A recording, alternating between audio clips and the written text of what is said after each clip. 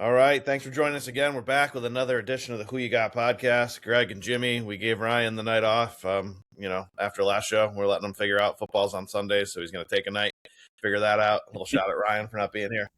I got to tell you, since the last show, it was a who's who of bad beats since the last time we talked, Jimmy. We got both game ones.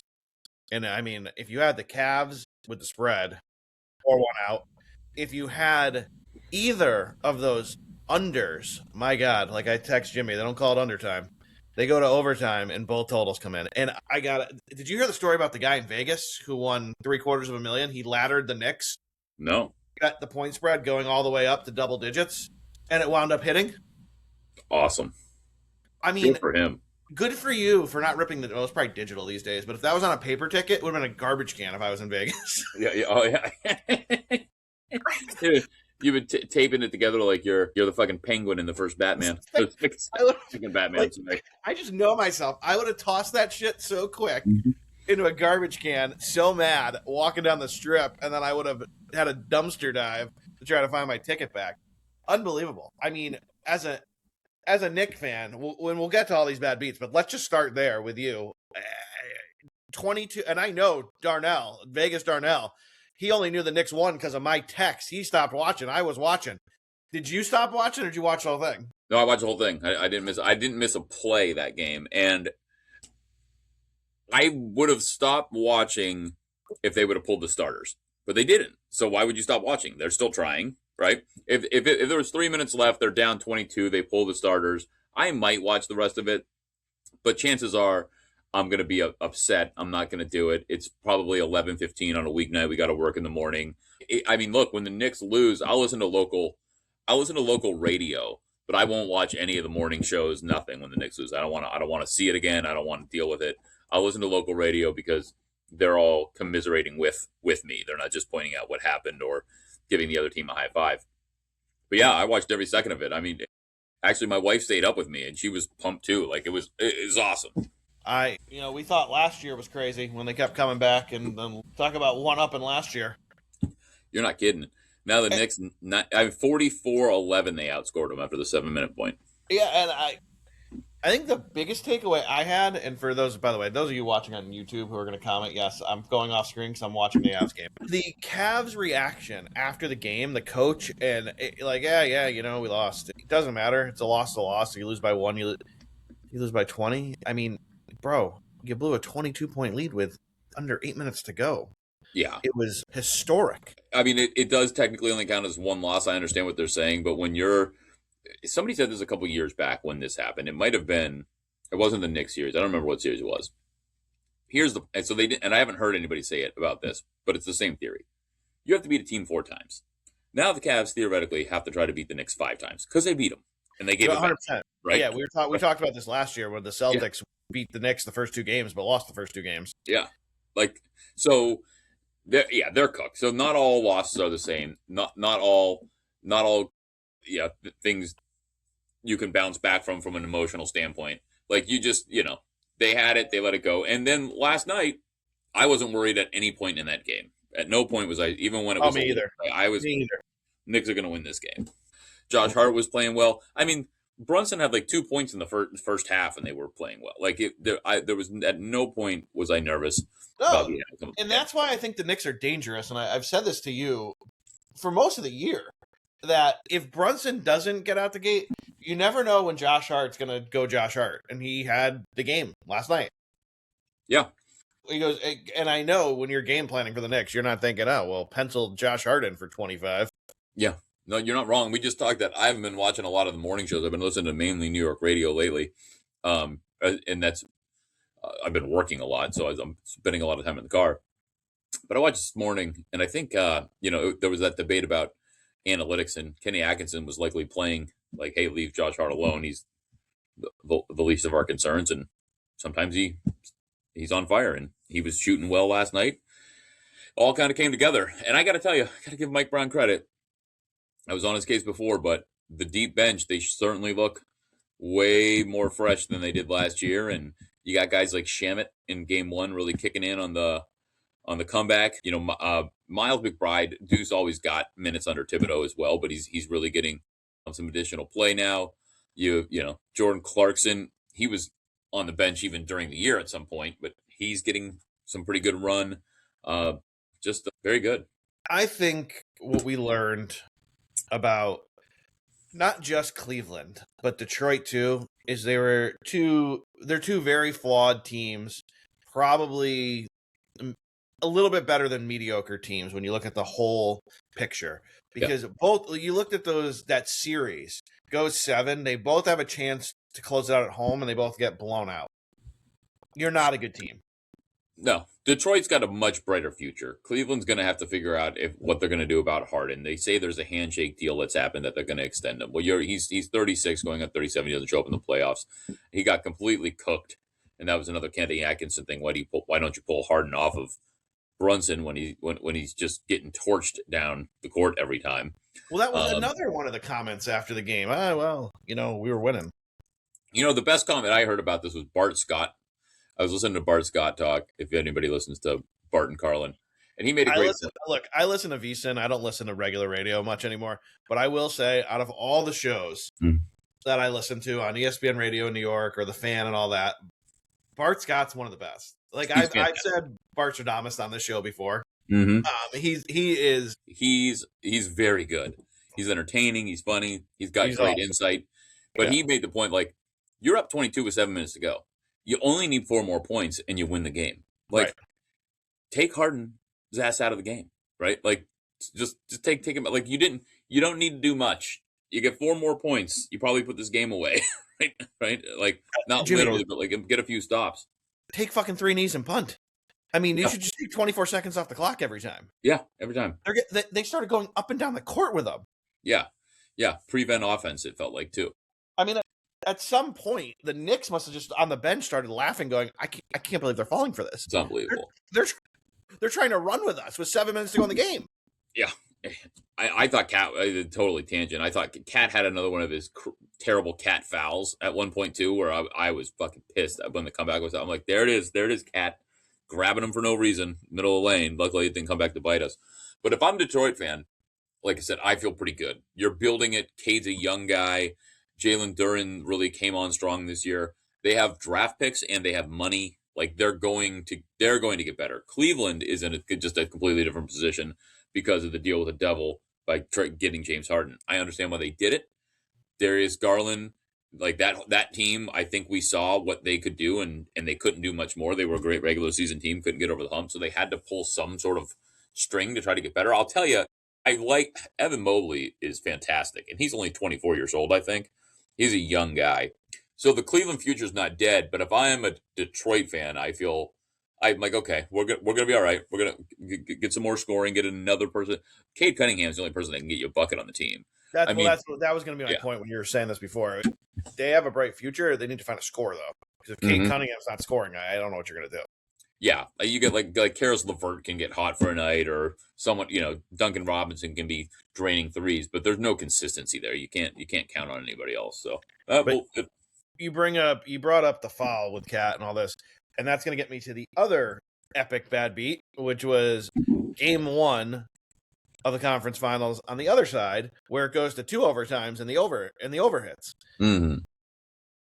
I thought that was one of the best games of the year, if not the best game of the year. And when Wemby hit that 3, I just said, "Oh my, this we could be watching the best basketball player ever." Yeah, look, he's very, very good. I don't know that he could be when all is said and done. He's going up with one hand and putting it in with the other. I mean, it was very impressive. He's like, you remember when you were like in middle school and one kid just shot up to like 6'4", and when you played basketball it was almost unfair because he just It's basically what he is, but in the NBA. Yeah, and he's only going to get better. I mean, barring injury, I think he's a few inches shorter, but he's almost Sean Bradley with coordination. It's unbelievable, and he can shoot. Yeah, no, he's an excellent ball player.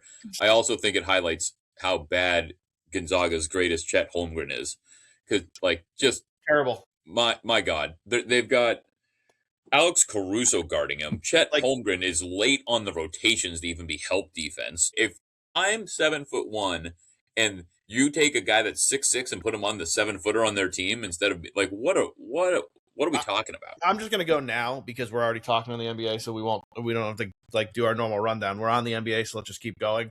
My problem was game fucking 2.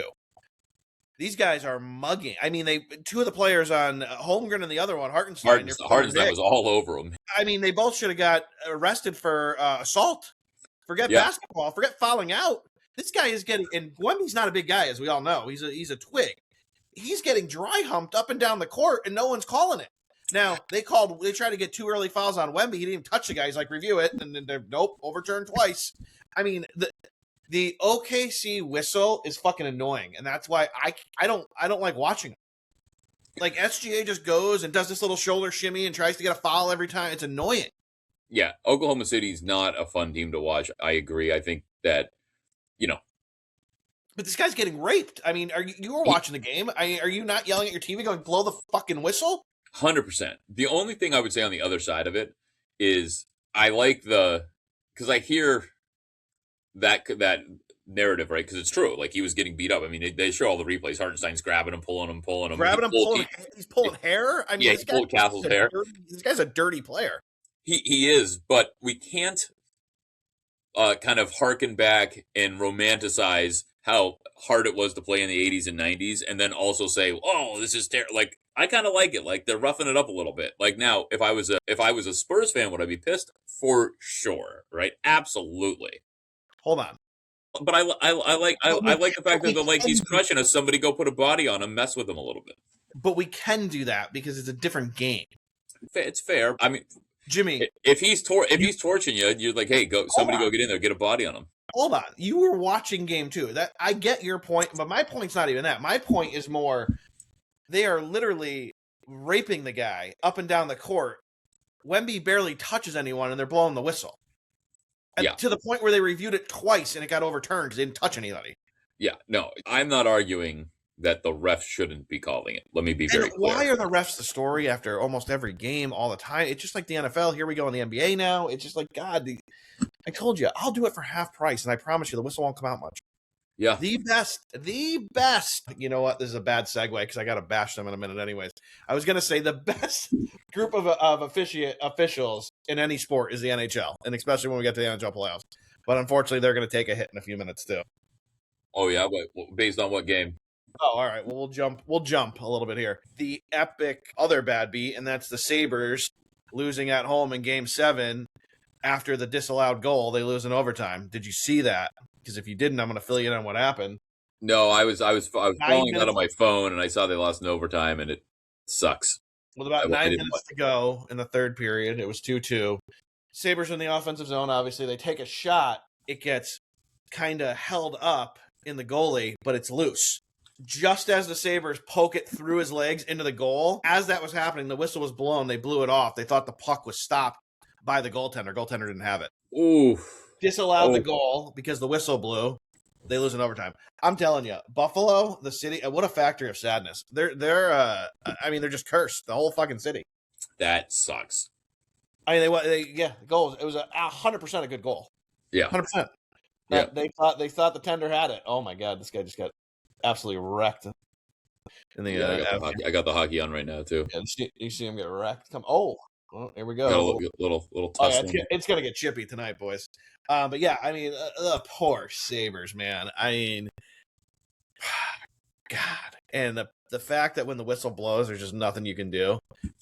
Yeah, you know what? I wish, like you said, it was loose and it was going. Like, I wish there'd be some scenario where, like in football, where if it's a clear and obvious recovery and the whistle, but they still give it to the team that got it because it was clear and obvious and there was no one around. Like that would be better in some of these sports. The problem with that is they're going to always say, "I heard the whistle, I stopped playing." For sure, but if the puck was in motion because the skate was in motion under his legs going into the goal. Right. Like, hey, he didn't have it. Clearly, you guys screwed up. So now we're going to decide a Game 7 based on a referee's mistake. Yeah, really bad call. Bad call. Yeah. So, I mean, you got to err on in that. And look, I don't know hockey refereeing like you do, but in any of these situations, you got to, especially in big moments, you got to err on the side of. The NHL refs are phenomenal. They normally, I mean, look, game 1, game 2, and a lot of people say this is a bad thing. 1 and 2 is definitely officiated different than 6 and 7. The whistle barely comes out in a game 7 in an NHL playoff series. I mean, there's got to be a egregious penalty or blood drawn for that whistle to come out. Yeah, something major. Something major has to happen. Now, tonight in a game 2, you could see a couple penalties called. I'm surprised one didn't get called for interference on that last one when 25 got absolutely wrecked. But and I give them credit for that. They let the players decide it, but it was just an unfortunate. It was such a crowd in front of the net. It was just an unfortunate angle for both of the officials. They couldn't see that puck was not secured completely by the goaltender, because it was between his legs, but the puck was free. And the Sabres guy saw it, poked it with a stick. It goes right through his legs, almost in slow-mo across the thing. And the lights are going off. The fans are going nuts. And one ref is going, sorry, boys. Just kidding. Doesn't count. Hey, wide right. Yeah, I know. Seriously, it's so bad. It's poor Buffalo fans. But while we're on the NBA, I had 2 other things written down. Do you want to go with a Stephen A, or you want to something I got from the W? Let's go W first, just to surprise me. So here's my question. I know she's playing tonight, but is Caitlin Clark going to become the AD of the WNBA and just be in street clothes half the time? Is that what we're going towards? Man, I hope not. That would be. What was it? I should know this. We follow WNBA fairly close. What was it last year? Was it a hamstring? Yeah, this year it's back issues or something. Yeah, it's not a good sign when you're that young and you're not. It's not like she's a big and she's banging underneath all the time. No, and it's too bad because, again, people are paying money to go see her. To her credit, she is one of these players that is selling out arenas. And again, we've talked about it. We are not haters of the W. We think that the players are a little crazy sometimes when they're asking for money and they're still not turning a major profit. But they have some good talent in that league, and she is definitely one of them. And it just sucks that, it seems like, you can't count that on her that she's going to be in the lineup every night. No, but obviously it's bad for the WNBA in general if that turns out to be the case. But who knows? I mean, look, it's early in the season. Maybe they're just erring on the side of caution. Indiana's got what were they, the second or third choice or betting choice to win it all? Now that could be somewhat skewed, right? Yeah, it's 100% skewed because of Caitlin. But they are a good team. They've got other players. And I'll give you credit. You do a little better job following this than me. Where is my girl from UConn? Where'd she go? Paige Beckers? Yeah. Dallas. And so they got to be up there, right? Yeah, I mean, Dallas, they just got... Who'd they get this year? I think they just got one of her teammates, didn't they? Didn't they draft another UConn? Was she dating someone on the team? They didn't draft her girlfriend, did they? No, I don't know. Or was she... Because she went in the draft too, right? The girl she was dating? I'm trying to figure out who did they draft? They drafted... Let me try to figure this out. I don't know why I'm drawing a blank here. They drafted someone... They drafted someone she knows. I don't know who it was, but they drafted someone. You guys want information, you come to this podcast. They drafted someone. I know. I mean, look, I'm not going to pretend to be the world beater in WNBA here, but I know Dallas just got better. Everyone, you heard it here first. They drafted someone, and she knows her. We're going to move right on to Stephen A. and Jaylen Brown. Thoughts of this feud? Ozzie Fudd is who they drafted. Yeah. I actually didn't know about this feud until you clued me in on it a little while ago. Yeah, it's funny. I mean, it's entertainment. It's about where it ends. I told you, I just feel like Stephen A. just wants to be the story sometimes, and instead of just letting a player say something about him and just leaving it alone, he's gonna take the bait every fucking time. Yeah, this was pretty egregious though. He really went after him, and it became a story. I remember a few years ago, maybe a couple of years ago, when LeBron kind of got in his face. He wasn't going to say anything about it, but then it was blasted all over TV. It was the big story. We were talking about that last year when we first started the podcast. That was LeBron being more of a dick. You're right on that one. That wasn't really Stephen A. But I don't know. I just feel like Stephen A. sometimes. Just leave it alone. You're the media guy. Don't buy into this. He's doing a podcast that 7 people are listening. It's like our show. 9 people listen to it. I didn't even know he had a podcast. No, you're not wrong. I do. I don't. I'm wondering why he becomes the target though. I mean, there's a lot of people out there talking shit about Jaylen Brown. But you know what I mean with Stephen A. Like you have millions listening to. You don't need to feed it to every Yeah, single no, you're person probably who right. says something bad. Maybe he's playing chess and he knows the feud's going to get ratings if they go back and forth. Well, Who knows? I don't know why. I do get the feeling, and I don't think this is breaking news, that Jaylen Brown's somewhat dislikable too. it seems that way. Right. And that's unfortunate for me as a Celtics fan because I told you if it was up to me, I'd build around Jaylen Brown and not Tatum. Yeah, I think as a player, there's not much you can say about Jaylen Brown. I mean, he's all business on the court. He's Tatum can go pound sand.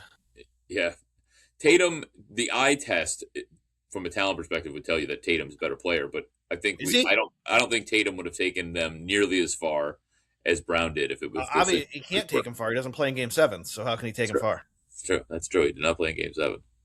That is not false. And the other, because we kind of covered NBA, NHL here a little bit. The other NHL thing that's just a big story here is what we're watching right now. We're watching the Avs here, and they got no Makar, and that hurts. I mean, they are. I still think they can win this series even without him, even if Stone comes back. Because Stone's a big injury on Vegas, but I still think Colorado's the better team. They can score at will, but not having, in my opinion, the best defenseman in the league is a blow. And the problem is, it just says upper body injury, and we don't know what the hell it is and how long he's going to be out.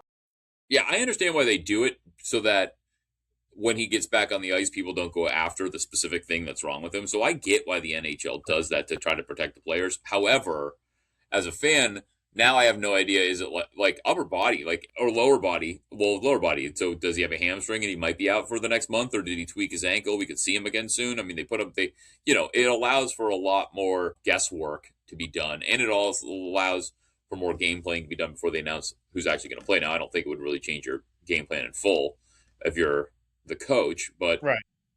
It certainly makes a little bit of difference. But yeah, just upper body injury, that actually would seem less concerning than a lower body injury. But how bad does an upper body injury have to be for you to not play in a hockey game? Yeah, I'm hoping as a defenseman.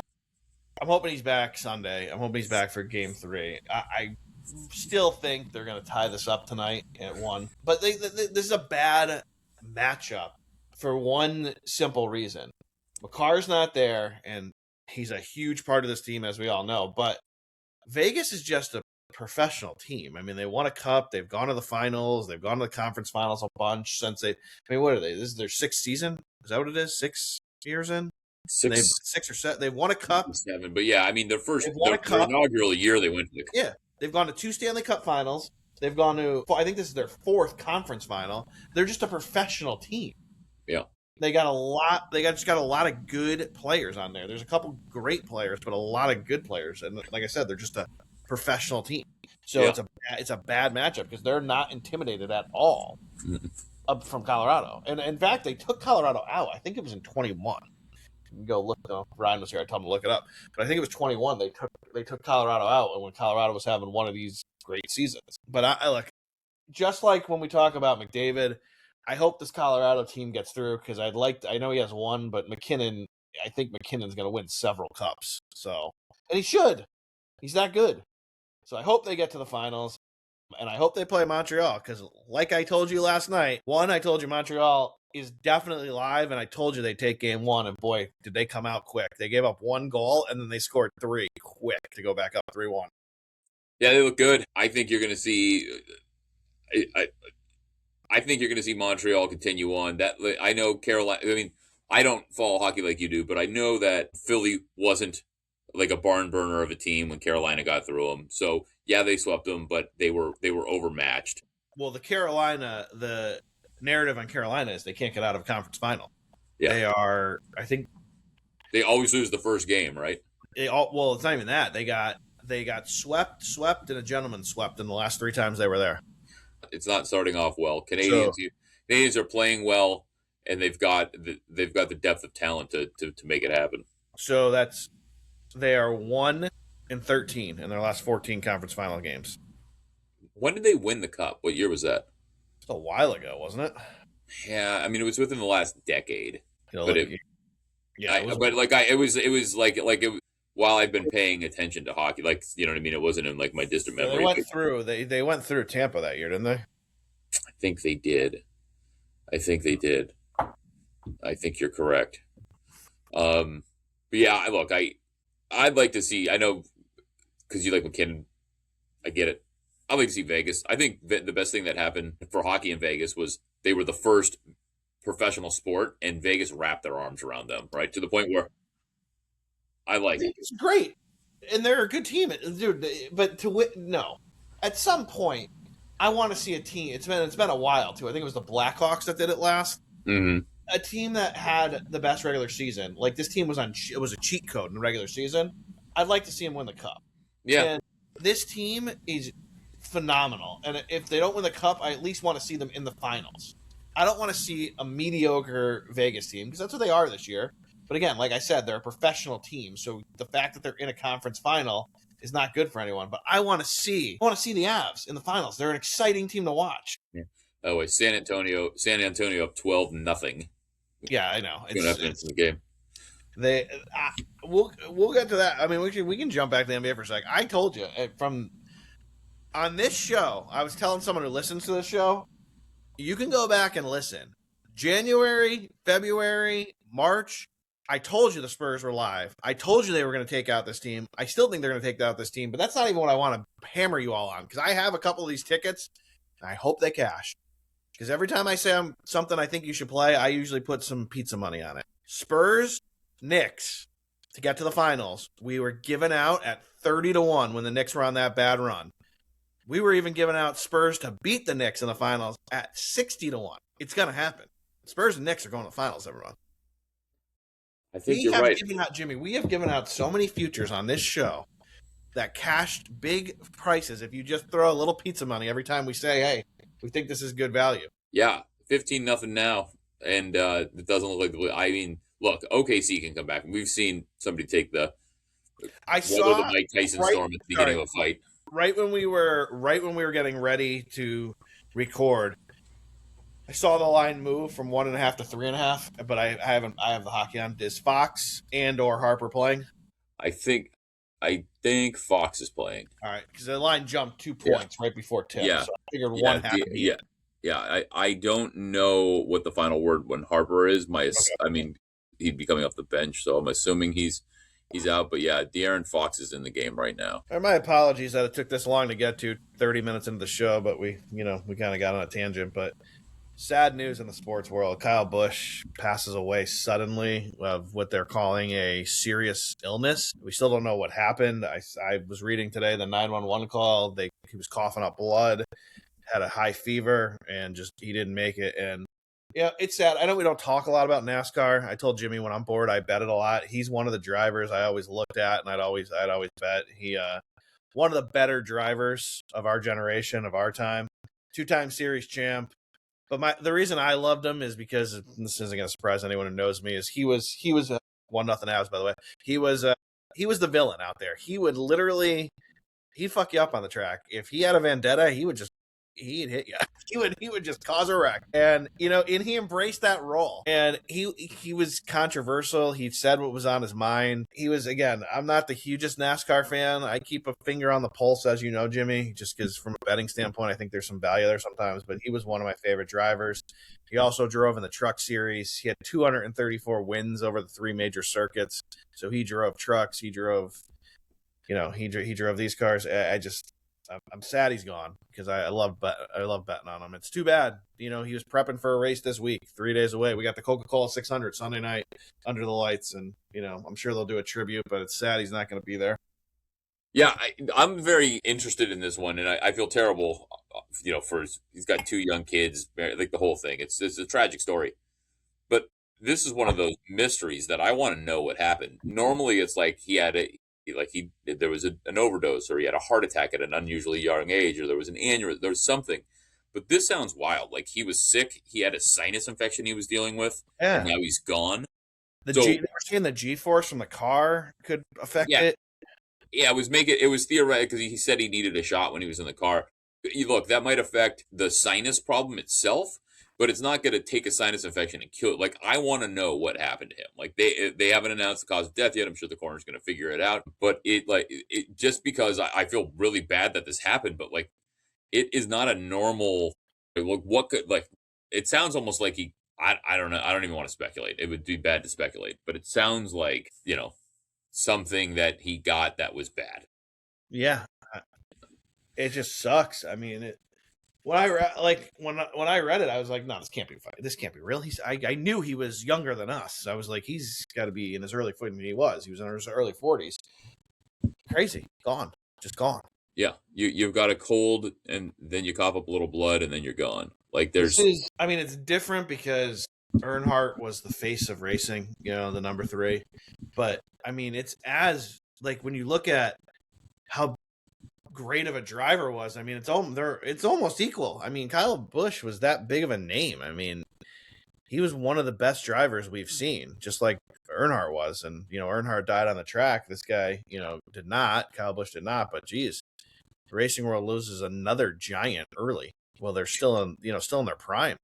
Yeah, like you said, Earnhardt, because it was on the track, he had a longer career, obviously. This one just this just has an air of mystery around it. Like I said, not only did he die on the track, he died at the Daytona 500, which and that in the crash he died in didn't look like, as far as crashes go. Nope. I'll apologize again to my friend from college, Kenny. Kenny will know the story when he listens to this. We were in a dorm room watching the end of that race because we, obviously, we had money on it. And we saw the crash, and one of our friends, big Earnhardt fan, and I'm like, dude, he's fine. It didn't even look bad. The technology in the car. Yeah. Literally put on the movie Rounders, and after Rounders, we shut it off, and the news was on. It says Dale Earnhardt dies. I couldn't believe it. Yeah, I mean, it didn't look like anything. It didn't look like anything. Any collision, something could go wrong. You could snap this, but I mean, we see cars flip over, catch on fire, and everything exploding. Flip over and roll over other cars, and they're fine. Yeah, he hits the wall, and that's it. Curtains. Yeah, it's it's sad, man. Feel bad for Kyle Busch's family. Just it's a terrible situation. A terrible situation. Like I said, I'm very interested to see what happened, just from a mystery standpoint. I'm not looking at our own mortality, but I mean, no, we definitely are at 45. We're sitting here going, how did this 42-year-old die out of nowhere? Yeah, like how do you get sick? You think you've got a cold, and then that leads to this. Like, what could it, there's something that's I don't know. Some bit of information is going to come out. He caught something exotic, or there was an underlying condition. I don't know, but there's got to be more to it. It's tough to make a quick pivot after you talk about something that tragic, but we'll move on to different things here. PGA Championship, Aaron Rai. My God, Aaron Rai. Why now? Why now? We had a few I don't know if you remember. We had him as our long shot play a couple times last year. Yeah. And Aaron Rai does it when we don't target him. However, if you followed our plays last week, you did all right, because we gave you a puncher's chance, but we got Goddard up in the top. He finished top 10, I believe, tied 10. So we hit a few tickets there for you, which was good. And we had a puncher's chance with all 4 we gave out. It's just too bad Brooks and Fowler did not have good 4th rounds, especially Brooksy. But Aaron Rai gets it done, and apparently was going to Chipotle because his wife said we'll probably have Chipotle. Good for you, buddy. My question for you is Oberg going to start getting the reputation that he just can't have a big Sunday and like come from behind or even close one out when he's ahead? Is that going to start being the narrative on the Big Swede? I feel like it's already happening. I feel like we've talked about it. So I know we're not the narrative makers. Yeah, but nobody's listening to us. That's more out of my frustration for betting him and him pissing me off. But it feels like it. I mean, you're betting him. We're paying attention. It feels like a thing. Yeah, so do you think this is going to be the narrative that starts building the pressure on him, where he just reads all the time like he's the new Sergio? If it keeps happening, he's the only one with the power to change it. If he pulls one out, that's the best part about sports in general, though. Like, you can change the narrative just pulling one out, right? You don't have to go on a streak. If he wins a couple of tournaments, or it's a singular major, or if he just plays great down the stretch, like, the narrative will change immediately, because I feel like there's this, like, he can't do it. And then as soon as he proves you that he can do it, even if he doesn't do it consistently, you're like, we've seen him do it, so we know he can do it, right? He can get over it. So he has to change that narrative. Otherwise, that's the thing about narratives. Sometimes they're true, right? Sometimes it's we're just telling you what we saw, right? Sometimes that's what it is. Yeah. Unbelievable. Did you see Siwoo today or no? Did you not I did see not. what happened to golf today? He had a chance. He birdies 17, lining up. All he needs to do is par 18. He goes into the 59 club, but he bogeyed 18 and shoots 60. What a round, though. Yeah, good round, but couldn't get it done. Could not get it done. Then the other thing I wrote down for golf here is what's going on with Bryson? Is he just not like into it? Because his two major appearances, he has looked lost out there. He's missed the cut both times. He just in a little bit of a downslide. I don't know, man. Golf is so mental. I don't know that he's ever going to not be into it, but playing at this level, the difference between greatness and mediocrity is so slim, and who knows? Maybe he's just in his head a little bit. After coming, because you would talk about a guy that was coming really close a lot, and Yep. and just not getting it done, and either eventually you get over the hump, you're Phil Mickelson, or you slide backwards. He's young and strong and all those things, and maybe you can shed some light on this because you know their games way more intricately than I do. But he's got a big drive. He's an okay putter. How's his iron game? It goes back and forth. He's not the greatest iron player of all time, but there's tournaments where you see he's got it dialed in. I think he gets a little too. They always say this about him. He gets a little too scientific and tries to overthink things. Gotcha. He tries to play shots that are other people wouldn't think of. He plays angles and he plays slopes and all that, but is he the best iron player in the world? No, not even close. I don't know. We'll see what he does the rest of the year. But look, do you think he comes back? Because he pretty much has poo-pooed the PGA Tour, basically saying, "Yeah, I'm good." I would think he would come back because if Liv's dead, PGA Tour is back. It's the marquee event. Liv said they're going to go to a reduced schedule, 10 international events, and they're trying to get investors to invest in that. I just don't know if I don't know if it's going to happen, but let's just say it does. At some point, I think he has to come back.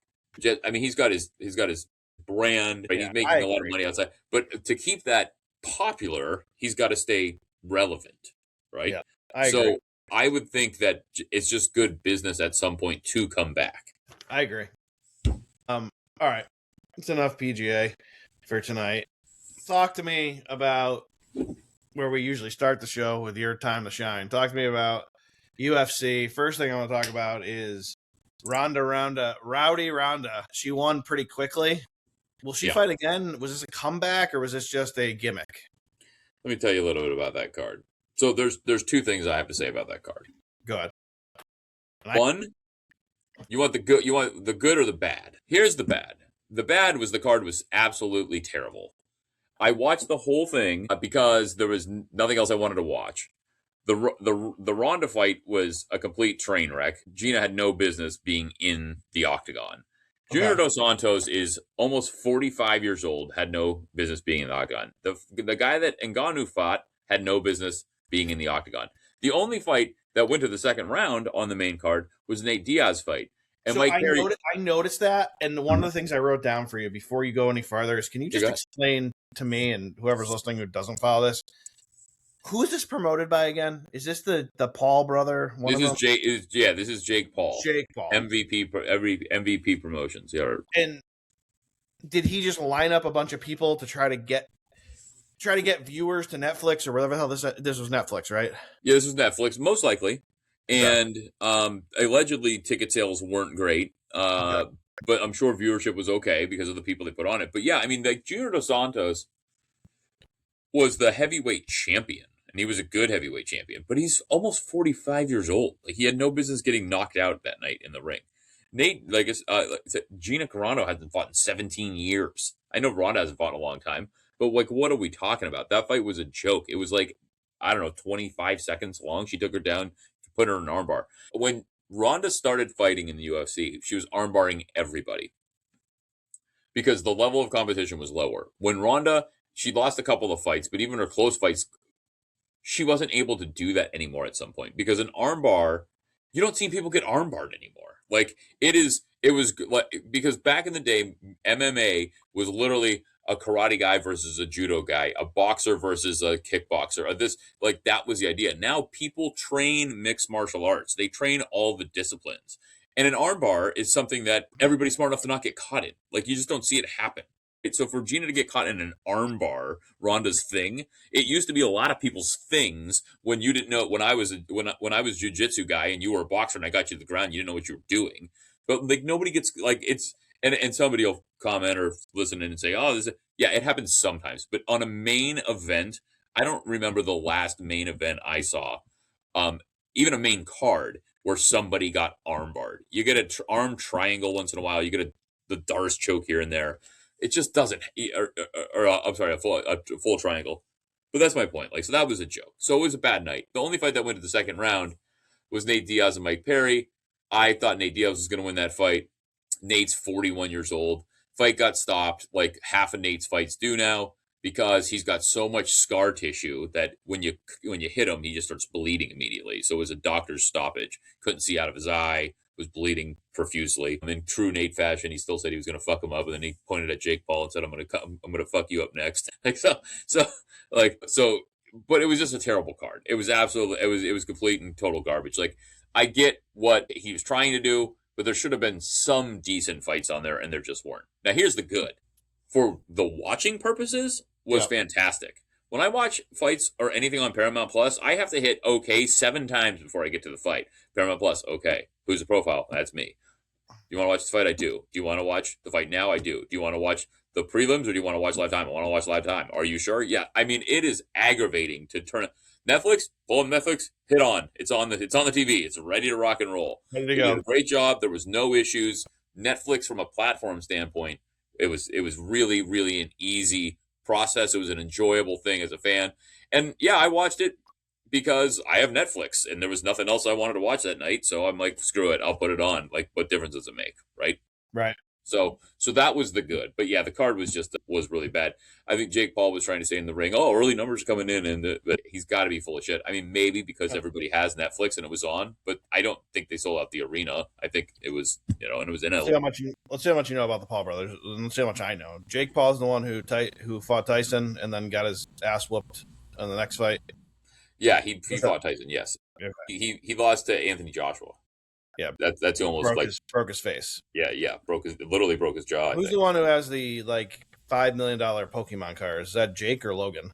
I don't know. Logan's the WWE wrestler. All right, so it must be Jake. Yeah. One of them has I saw him on that show on Netflix, King of Collectibles, and one of them has a very rare Pokemon card, but I don't know which one. So interesting. I don't like either of them. Is what I'm getting at. No. All right, what's happening this week? This week. Not that I can see. I mean, you've got Son Yudong's fighting Deiveson Figueiredo. I said this. I told you this off air. This is kind of what I don't like about it. So when you're watching, if you really want to go deep, you watch the other organizations. But if you want to get into MMA, if you're somebody listening and you like what you're seeing, and you're like, oh, I don't know anybody on these cards, that's okay. These are still legit fighters. They're signed to the UFC, and they're up and comers. You're going to see these people on numbered events, and you're going to see ranked fighters. You're going to get top, right? They're going to jump into the top 15 and then jump onto a main card at some point. But they always have to give you some sort of hook on the main event, and it's Deiveson Figueiredo versus Son Yudong, and I'm just not extremely interested in the fight, mainly because I don't really want to watch Deiveson fight anymore. He's still really good. He just is past his prime, and he's 38 years old, and I don't know. I'm just. Yeah, if you're still the champ and you're 38, it's exciting. If he's lost 3 out of his last 4 fights, I'm not real interested in seeing a guy that was once a really great fighter and that I enjoyed watching fight just on this downside of his career. So it's not exciting. That's not super exciting to me. After that, the only thing that I would throw a dollar on. Pavlovich is going to win the fight. That's why he's minus 550. But Taliesin Teixeira just hits hard enough. I mean, they're heavyweights that at plus 410, I see no reason to not bet him. If you want to go farther, and this is kind of, I hesitate to say this because you've kind of faded this out the last couple times and it's gone your way. But when I actually don't have knockout odds, but when that comes out, because they will come out, you might want to take him by KO because I don't think he can outpoint Pavlovich. So I think if he's going to win, it's going to be by knockout. I was wrong about that before, and you bet the right way, so I could be wrong. But Teixeira's a tough guy. He lost to Derek Lewis. That was the one I thought he was going to win, and Derek Lewis came out and knocked him out. You and I have actually talked about that fight, but he had, he's got 1, 2, 3, 4, 5, 6, 7. He's got 7 knockouts in his 9 wins. He's got one submission and armbar. Oddly enough, I talked about it in some small organization. And then he just won against Tai Tuivasa. This is the one that I said, I think somebody's going to get knocked out. I can't believe somebody didn't. But I think you can throw a couple bucks on Taliesin Teixeira at plus 410. Even though he's likely going to lose the fight, he's heavyweight, guy hits hard. They thought he was an up-and-comer at one point. It's not going to kill you to do. After that, you're out of luck. Jake Matthews is going to win. You're not going to touch it at 305. And then I start to fade on how well I know the fighters down. All right, tell me this, because you know I'm psyched about it. I already told you yesterday when we were talking. I already have money on it. I think Conor's coming back. Is going to fucking win here. What your thoughts that Conor's coming back, highlighting the card on July 11th into the 12th? Your thoughts here? Well, I just want to say, because I know you're going to crush him and me for betting on him. All the money's coming in on Conor right now. Is it just fans like me? It might be. I won't crush you for it, but this is what I'll say. When Conor beat, and you can double check my bet. I'm not looking at it right now. But when Conor beat Max, I'm 95% sure. I know he did. He won a decision because Max had never been finished, I think, until he was finished by Topuria. So he won a decision. I don't see a world in which Conor can come back after this long of a layoff, fight a guy that throws punches at the volume that Max Holloway does. Now, I said Holloway would beat Oliveira in the BMF title. He didn't, but Oliveira is a jiu-jitsu expert. He took him down. That's not Conor. Conor's going to strike with him. If Conor wins, Conor's going to knock him out. He's going to hit him with that left, and that's going to be it. But he's not. Conor has fatigued over fights. Now, here's the only caveat. They are fighting at 170. So Max has not fought at 170. He was a 145 champ. He moved up to 155, and now I think they're fighting at 170. So this is a new realm for him. Conor probably would have trouble making 155 at this point, so I'm assuming why they're fighting that high. You would think he could. There's not a snowball's chance in hell Conor could make 145 again in his life. But I think that's the way I'd play it. If you think Conor's going to win, you got to take him to finish the fight because he's not going to last 5 rounds with Max Holloway and outpoint him. He's not going to. Max Holloway's a volume guy. Jimmy, I know you're the guy, but I'm going to tell you right fucking now. You can write it down. You have a pen there at your bar. I promise you, and I don't care if Max Holloway looks like he has destroyed him for 5 rounds. If this goes to the judges' scores, I promise you, there is not a chance in fucking hell Conor doesn't win. Look, we say it all the time. The judges are corrupt. This is a fucking business. Yeah. It's a business. And nothing would make them happier than to get another 40, well, probably won't be that much, but let's say 15 million people to the sets because Conor's going to head up another card in, December. Yeah, I mean, I'll tell you my conspiracy here. Like, I think there's a 50-50 chance this doesn't happen. No, it's happening. I think there's a 50-50. Something happens. Conor gets hurt a month before the fight, pulls out. And he's just doing it to get people hyped. I think there's a 50-50 chance this fight doesn't go off. All right. I got a text. It says, Greg, can you update us on your bet? I can. I will give you the update going into the conference finals. I'm going to run and grab a beer while you're starting the update process. Well, Jimmy grabs a beer. I can tell you right now, going into this round, it is 26-20 Greg. I have the Avs in Vegas live, which means I move on in 1, and I have the Spurs. Jimmy has 20 points, and he's guaranteed to get a team to the NBA Finals. He has the Knicks and Cavs live. Mathematically, it will be very hard for Jimmy mathematically if the Avs don't move on. If I get Vegas through, that's going to pick me up a point on the Knicks. So we'll see what happens. And if the Spurs move on, he's mathematically eliminated. If I get because I'll have 2 teams moving on, he'll be dead. I think I'm probably eliminated because I think the Spurs are moving on, but I don't know that for sure. Well, we shall see. If Vegas moves on, though, you're pretty much dead too.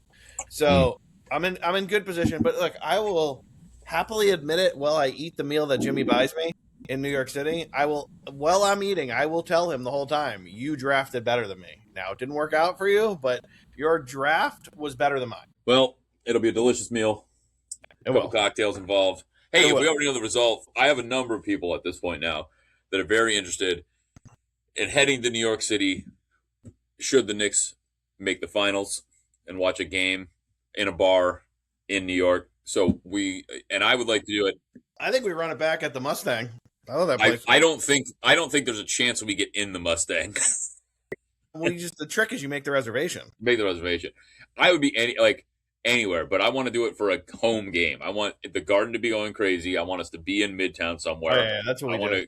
I want to experience the whole thing. We will, and I'll try to get us in at the minute the Knicks look like they're going. I'll Mustang it. That place is good. If you haven't been to New York City, Mustang Harry's great sports bar.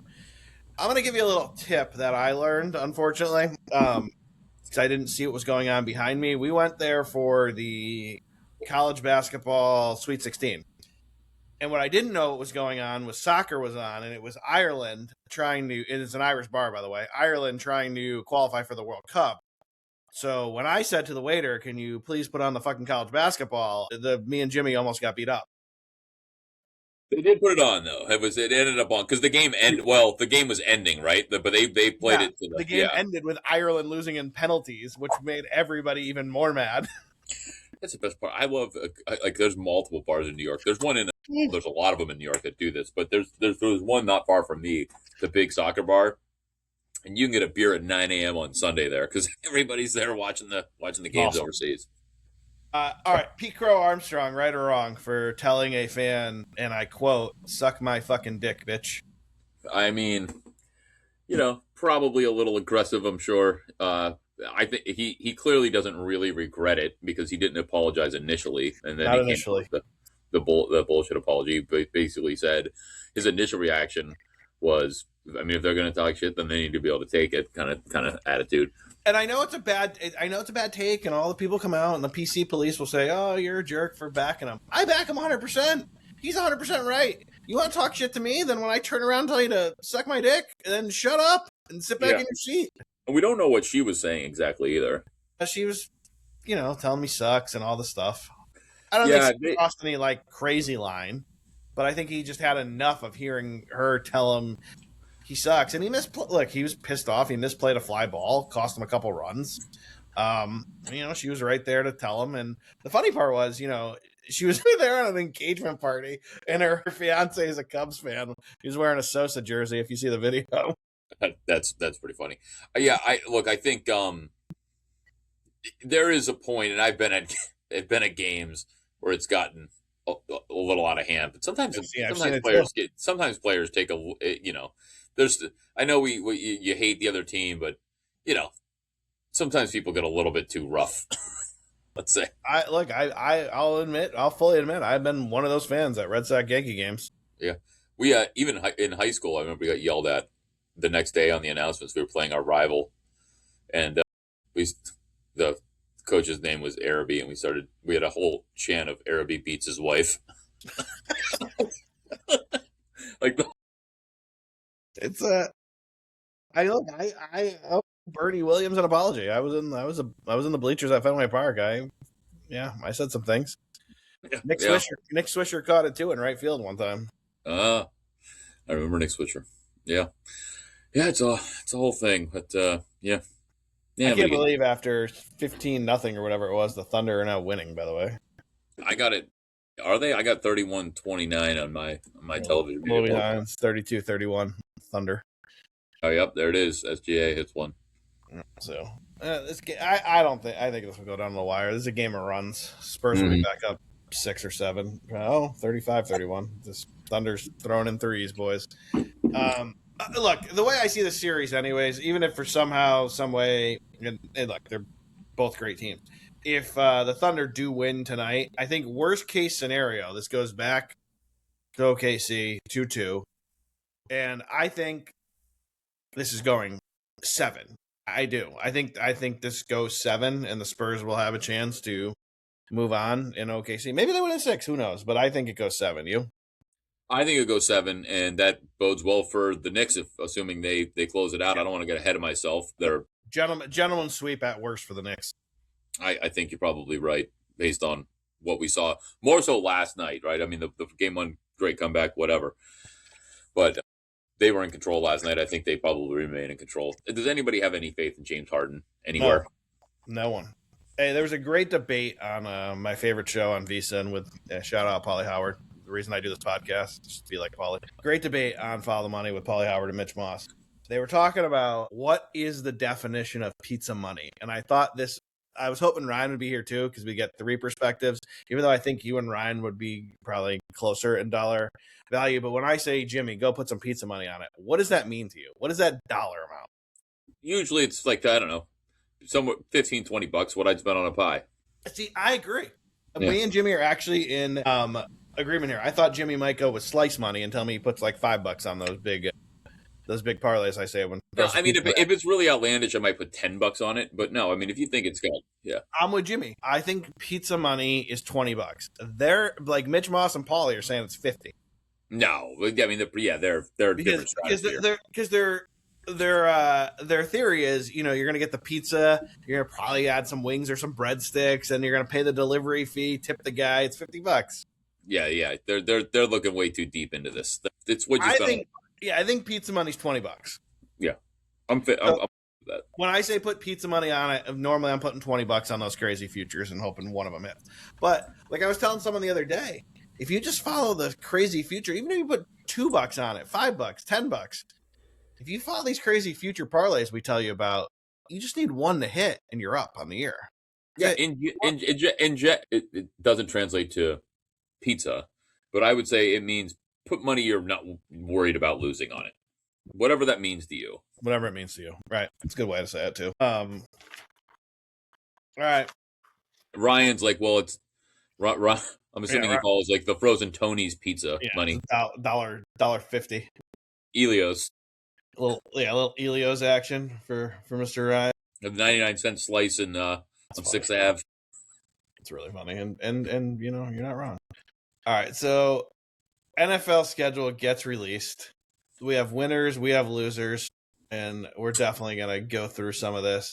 But they say, if you look at VSiN, they give the winners to the Bucks, the Jags, the Dolphins, and the losers, Steelers. Have you looked at anyone's schedule yet? I mean, I've looked at Cleveland's pretty in-depth, but okay. Let me make one comment about the teams you named. The Dolphins can't possibly get a winning schedule because they're terrible, so they should be removed from the winning schedule, right? It's not the worst thing you've ever said. This is the thing I don't get, because you want Josh Allen if you're the NFL, right, for ratings, but they jammed it up their ass with a schedule standpoint. Again, Buffalo, factory of sadness. They're absolutely cursed. They play 1, 2, 3, 4. 4 times. So 8 games are back-to-back road games. They go at the Rams, at Vegas, at Minnesota, at the Jets. Okay, maybe not too hard there. But then at New England, at Green Bay, at Denver, and then, at Miami, probably not too bad there. But then you look at some of you start getting into the weeds here, and you start looking, you go, wait a sec. They have to play Kansas City. It's at home, but Kansas City Thanksgiving night. Then they play the Bears at home Saturday, a Saturday game, December 19th. And their reward is short rest, pretty much. And they play Friday, Christmas, December 25th, at Denver. So they give them a Thanksgiving game, they give them a Christmas game. I mean, this is... Yeah, I just looked at the Bills' schedule. They only have 6 games that you would consider easy wins, and 4 of those games are the Dolphins and the Jets. Look at this. Look at the schedule, Jimmy. At Houston, home versus the Lions, home versus the Chargers, home versus New England. So they get 3 home games in a row. That's nice. But then they go to the Rams, to Vegas, bye week. Home versus Baltimore, at Minnesota, at the Jets, Miami home, Kansas City on Thanksgiving night home. At New England, at Green Bay, home Chicago, at Denver, at Miami, versus the Jets. That is a schedule. That is a schedule. Thoughts? No, it's a rough schedule. I mean, it's not great. Do you take a step back here and say, all right, Ryan, maybe we do side with you here with the Pats? It's a tough one to do. And then Let's see. Then you get New England, and they go open at Seattle, tough. Home versus Pittsburgh. At Jackson, you know what? Their schedule's not easy either. At Jacksonville, at Buffalo, Vegas home, Jets home, but then they go to Chicago. They get Green Bay and Detroit at home. That's pretty nice. But then they go to the Chargers. They get Minnesota at home. They go to Kansas City on the 21st, and then they got to come right back. Short rest, I guess, but not too short. At the Jets, then they get Denver, Miami. Yeah, their schedule's not terrible. This is the part I mean, the problem is you just don't. We analyze this at the beginning of the year, and we all agree that Buffalo's got a tough schedule. I think your point about their travel schedule, the short notice or the short weeks, and how that works is more important than the actual teams they play because there's a handful of teams that are always good, but it flip flops so much every year.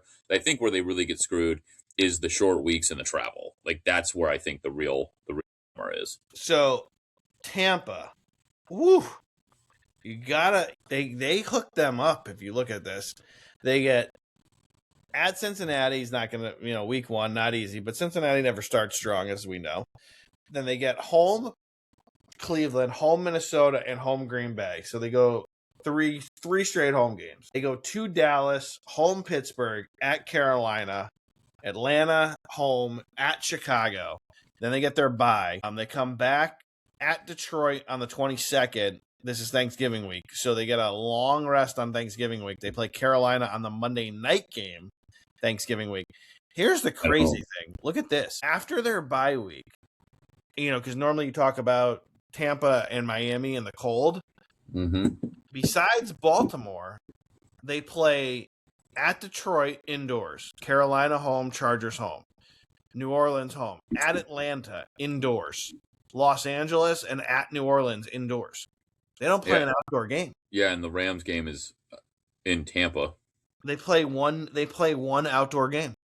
Baltimore. Not bad. What do you think? I mean, how do you feel here? Because the other thing is, what do you do with Baker here? Like, are they going to sign Baker long term? What happens here? I think it depends on the contract. Baker's contract was an extremely reasonable middle of the road contract for somebody that you might consider a starting quarterback because you can build around him. If Baker takes the type of contract he took, I think he took, what was it, 3 years, $100 million, something like that, 30-some million a year. I mean, you're getting a $25 million discount on a real starting quarterback. So if he's willing to take that sort of deal, you do. But I don't get the feeling he's going to take a deal like that again. I think he's going to probably get paid somewhere because he's shown he's good enough to do it. But Mike Evans is gone. I don't know. Did you look at have you dove into a lot of these schedules yet or not? Not quite yet. No, like I said, I dove deep into the Browns schedule, and that was about the only one. But I can figure them out in real time if you name off who we want to talk about.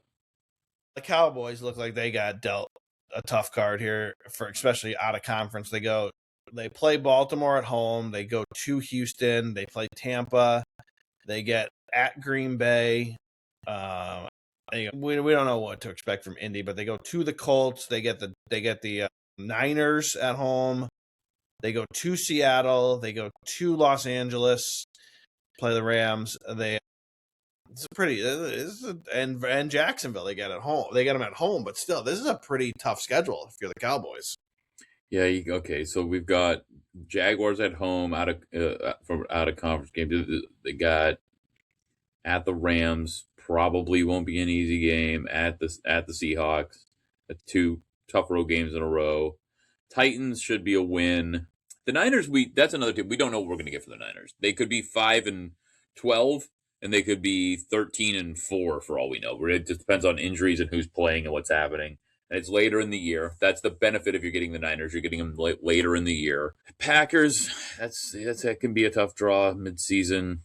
Bucks, Texans is a tough game. Ravens, I mean, it's not great, but good. It's a tough schedule. So what do you think of the Browns schedule? Were you happy with it? Were you? Yeah, I think it's I think it's about as fair can be. I mean, not that anybody gives a shit about the Browns that's listening here, but I'll give you my quick take on it. I mean, I think if we're looking at the Browns schedule, I'm not scared of the Jaguars. I know they were good last year, but we start at the Jaguars and then we go to the Bucks. Neither of those teams are scary. Then we're home for the Panthers. So we're playing the NFC South. Like that, you can't ask for a better division to play. They could all be good, and Cleveland probably can lose all those games, right? They can lose to anyone, anytime. So it's certainly possible. But I think they had a pretty good draw there at the Jets, at the Titans. Those are two pretty winnable, if they're any good at all, pretty winnable road games, right? They've got the Texans coming to town and the Raiders coming to town. They should be able to beat the Raiders. I get it. Texans have a great defense, but we don't know if they have a quarterback. And again, I mean, back to the South, you've got the Falcons, and then second to last game of the season, we've got the Colts in Cleveland. We don't know what the Colts are going to be. So I think it's about as good as Cleveland could hope for. You're playing, in my opinion, the softest NFC division this year. So you've got 4 games that are all winnable and losable because you're Cleveland. And then your conference games, they gave you the Colts, they gave you the Jets, they gave you the Titans. I mean, what more? I don't think the Browns have anything to complain about. That's a pretty soft schedule. So we're going to call this the way too early survivor pick. Week 1, you're probably going to be the team that is bet against the most. Because I'm going to assume the Jags are one of the most popular picks week 1. I would think, yeah. Right, the early line looks like 7. What do you think of week 1? Is there another place you'd go, or do you say, yeah, you know what, you almost got to? What about the Chargers? I mean, no, I guess the Chargers. Yeah, you got the Chargers hanging there. You've got, I think the Chargers would be a decent pick. I also think the Lions is going to be a popular pick. Week 1, we've talked about. Week 1 is so tough because a lot of the better teams use week 1 as their 4th preseason game, but they're like they haven't played a lot of their starters. They're still getting their funk out. Like I remember when the Patriots were winning, they had seasons they were 1-2 because nobody really played, and then they'd go on these crazy runs. So the first week is just always so difficult. But yeah, I like those. I also I think the Ravens, it's just a road game, so I wouldn't pick it. But I'm not fully on board with the Colts, and I think the Ravens should be pretty good. I think they probably come out and win that game. But I would never recommend taking a road team in week 1 for Survivor. I think you got to go with the home team. So I would tell you Chargers are probably the safest pick on the board. The reason a lot of people, like if you look at these way too early projections, are going to go Jags over Chargers is because week 2, you can take the Chargers over the Raiders because they're going to be a big favorite week 2 as well. It's fair. So, I can't wait for Survivor. You? I can't wait either. Yeah, it's going to be pretty good. Auto fading the Cards is probably going to be the most Cards and Dolphins, right? Will probably be the most popular. Yeah. Almost auto fade. I would say. I mean, you could see a world in which the Raiders get faded too. Unless Fernando just comes out and is really on fire as a rookie.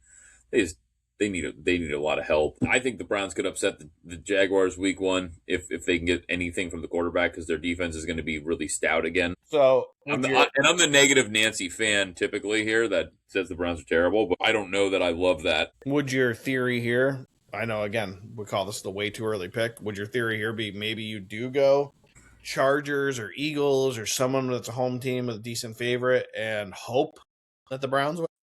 That's probably what I would do. I'd probably go Chargers. I look at the Eagles, but all the turmoil going on with the Eagles this offseason, they're playing. The problem is you don't want to burn the Chargers because they're such a good week 2 pick.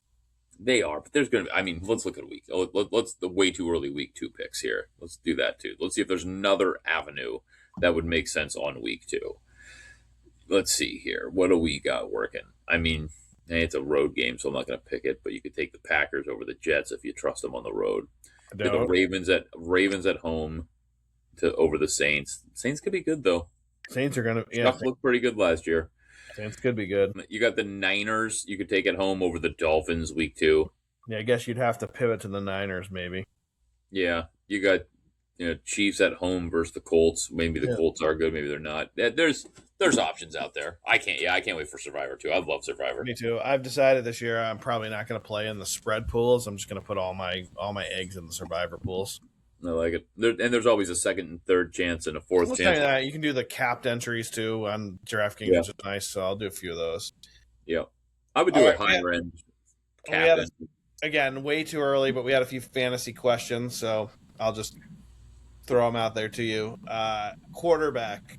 Who would you target in this draft? Top tier and then maybe a sleeper? Like, would you reach for Allen and just put all your eggs in that basket, or would you say no? I mean, it just depends on what we're talking about. Reach. Would I take him ahead of where you should take a quarterback? I wouldn't. Well, I mean, But if I was ready to take a quarterback and he was on the board, he would definitely be my first top choice.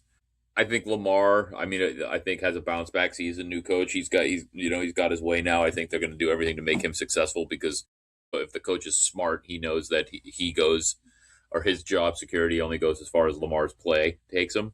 So I think that would be somebody that I would look at. I would avoid Jalen Hurts this year anywhere near early, because again, all the turmoil that's happening. Maybe he bounces back. I mean, last time they had a bad season, they bounced back and won the Super Bowl. So maybe I'm completely wrong on that. My thing is, like, I think Allen's your best quarterback. I do. I would not draft Drake May. I wouldn't reach for Drake May. He's listed as a tier. So the tier 1 quarterbacks on Fantasy Pros are Allen, Lamar, and Drake. Those are the projected top 3. I would not either. Look, I think, and you did it last year, but I think you wait and you get a mid-grade quarterback and you draft higher other plays. You take a Justin Herbert a little bit. Herbert's rated 7th on most boards out of all the quarterbacks, and yeah, I will do. So the league me and Jimmy play in, and I don't know how many people in that league listen to this podcast, and if you do, here, I'll give you some free advice like I give Jimmy every year. I understand it's a 2-quarterback league, but it still doesn't matter. That's why I won the league last year, and I'll be right there again this year. I'm not cocky enough to say I'll win it again because so much can happen in fantasy, but I'll be right there. It's because they overvalue the quarterbacks in this league so much, it's almost fucking comical. They will draft quarterbacks in rounds 1 and 2, and I will sit there and just fucking laugh my ass off as I draft the running backs and receivers who are better, that make more points, and then I'll scoop my quarterbacks later. Yeah, I've always been a fan of there again. I've always been a fan of scooping quarterbacks mid-round where you can get something solid. I don't really know how our league works, Jimmy. I think I draft 10th because I won. So I'll be 10th and 11th. Now, maybe I'll take quarterback at 11, depending who's there. But the overdrafting of quarterbacks early in this league, the league we play in, is fucking comical. Yeah, you're not wrong. There's a lot of Josh Allen could be the number 1 pick in our league, which is hysterical to me. Yeah, well, that would be hysterical. He went 3rd last year. Yeah, that's way too early. No, they love quarterbacks. What's your? I know it's way too early, but who are you guys thinking of keeping? I don't know what we're going to do this year. I've got to run it back with Baker. I may run it back with Baker because he's still, if he has a decent year, we get him way late, so there's value there. The question really comes down, do we run back CJ? And here's the reason, and I know it sounds nuts because he had a terrible year. We get him so late that it's almost a throwaway pick anyway. So if he's any good, we get him in like I think the 16th round. Okay, well that's different, I guess. 16. Yeah. We drafted him. Maybe it's 15 now, but we drafted him in the last round of the draft, which I think was 17. So we kept him at 17 the second year, 16. So maybe we keep him at, maybe it'd be 15. But it's so late that it's like, well, take a shot because if he's any good, it's not going to matter. The only reason I wouldn't do it is if I had another surefire person that I wanted, and I said screw it because CJ's probably going to be around at that point anyway. I can tell you right now, I'm keeping Cook, A-Chain, Scatabo, and Neighbors. Those are going to be my 4 keepers. I'm throwing everyone else back. There was some news that just came out that Neighbors might not be ready for the season. He had a setback, so keep an eye out. I'll still keep him. Yeah. Well, I would too, probably just for the following year potential. Following year? I mean, he's going to play. He missed 2 weeks, maybe? No, for sure, but you save the rights to him still, is what I'm saying. Oh, my God. What am I talking about? I don't have Neighbors. I'm sorry. I meant Collins. Nico Collins. Okay. Yeah. Yes, keep Nico Collins. Whoever else has Neighbors, keep him. Apparently, he's not going to be ready. Whatever advantage I can get over you. There you go. But I'll tell you who I'm targeting. I'll answer the question I'll go through the gauntlet real quick. Quarterbacks, it's not going to shock anyone. I'm going to try to scoop up Burrow if I can. And then the one that I think is worth in normal drafts, it'll be later. In this crazy league I play in, it'll probably be 2nd round. But I think Dak is going to put up a lot of fantasy points this year. If Dak stays healthy, he always will. And if I can't get Dak, I don't hate Trevor Lawrence or Caleb Williams. Oh. The only thing about Caleb I don't like is he plays in Chicago outdoors. That's the only thing. I love Dak indoors, and I like Trevor in the warm weather. Yeah, I don't in a regular league. This obviously wouldn't be a thing to say, but in a league where two quarterbacks happen and they'll probably fall, let's talk about him. Tyler Shuck played really good ball as a rookie. I think he's gonna.